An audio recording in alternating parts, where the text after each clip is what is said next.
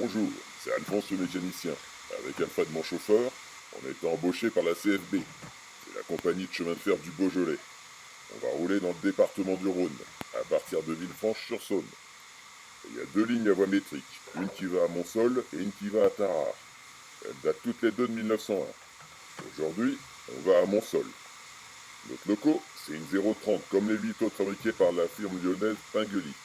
Elle pèse 18 tonnes, transporte 600 kg de charbon et 3 tonnes d'eau pour une puissance de 185 chevaux. Notre gare de départ, qui est aussi une gare terminus, est située pas loin du bâtiment voyageur de la ligne PLM à Villefranche-sur-Saône, au croisement du boulevard de Stalingrad et Louis Blanc.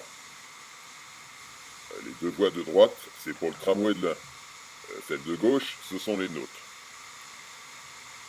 Alfred, les cinanes sont purgées, la pression est bonne, alors je desserre les freins, j'actionne le régulateur et on démarre.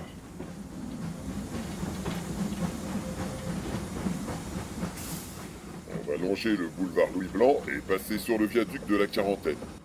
Il passe au-dessus de la rue du même nom. Le viaduc qui nous surplombe, c'est celui de la ligne PLM.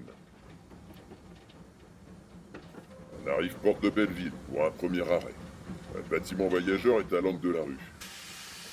C'est reparti, on traverse la rue de Belleville. On arrive en gare de Saint-Julien. Ah, c'est le pays des vignes ici. Dans le Beaujolais, les sols sont tous différents. Il n'y a qu'un seul cépage, et ce, depuis 1400. C'est le Gamay. On quitte Saint-Julien en laissant derrière nous une rame qui va à Villefranche. On s'arrête en gare de Placé. T'as vu Alfred?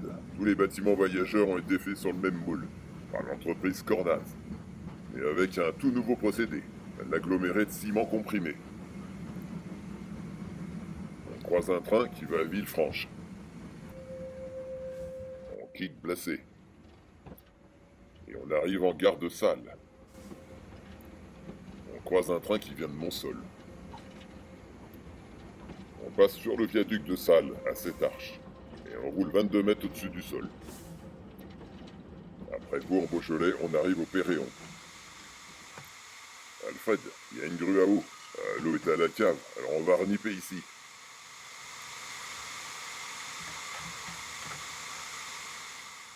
T'as vu Alfred, tous ces tonneaux de Beaujolais? Ça donne envie, hein?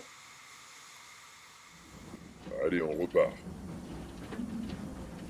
On va faire une boucle de 3 km pour repartir à l'arrêt du fond de Vaux. Tout ça, c'est dû à la petite guerre entre Vaux et le Péréon. Le Péréon, il est né de la séparation avec Vaux-en-Beaujolais en 1890. Et comme chaque village a donné des subventions pour la construction de la ligne, chacun voulait sa propre gare. Alors le trajet est plutôt sinueux pour satisfaire tout le monde. On arrive à Saint-Étienne-des-Houlières.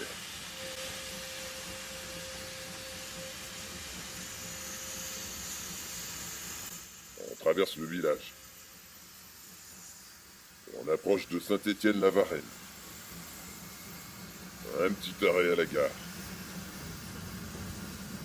On roule vers la gare d'Audenas. Encore et toujours du raisin. On peut dire qu'elles ont échappé belles toutes ces vignes. À partir de 1865, tout le vignoble a été touché par le phylloxéra, un parasite qui s'attaque aux racines. Une catastrophe. Un sauveur nous est venu de Chirouble. Victor Pullia, un botaniste. Il a introduit des pieds américains résistants au phylloxéra et le gamay a été greffé dessus. Ça a sauvé tout le vignoble. Un petit arrêt à la halte de Brouilly. C'est pas une belle gare en ciment, mais un simple abri avec un toit, une seule porte. On arrive à Quincier. Alfred, vas-y à la petite semée, parce qu'on va être en rate de charbon. On arrive à Beaujeu, et on va traverser le pont Paradis. Tu savais, Alfred, que Beaujeu, c'est l'ancienne capitale du Beaujolais? Je vais te raconter son histoire. Je sais pas si elle est vraie, mais c'est possible. La ville avant, c'était qu'un vaste étang. Le fils d'un seigneur de Beaujeu, en conduisant les chevaux à l'étang, s'est noyé. Et son père fit bâtir une église à l'endroit où était retrouvé son corps. Il fit mettre l'étang à sec, et des maisons ont été construites tout autour de l'église, et a donné naissance à Beaujeu. La station est juste au bout du viaduc.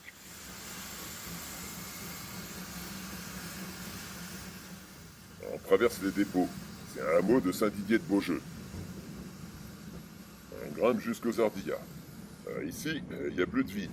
C'est des prairies et des forêts. Notre loco, elle peine un peu. C'est pas pour rien que les gens d'ici l'appellent le taco. Il y a des gens qui descendent du train pour doubler la loco et nous attendent sur le sommet de la côte. Et c'est vexant. On arrive gare des Ardillas. Et on croise une rame qui va vers Beaucheux.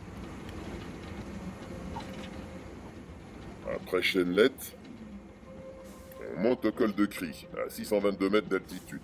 C'est entre les monts Chaunet et la Crête Rouge.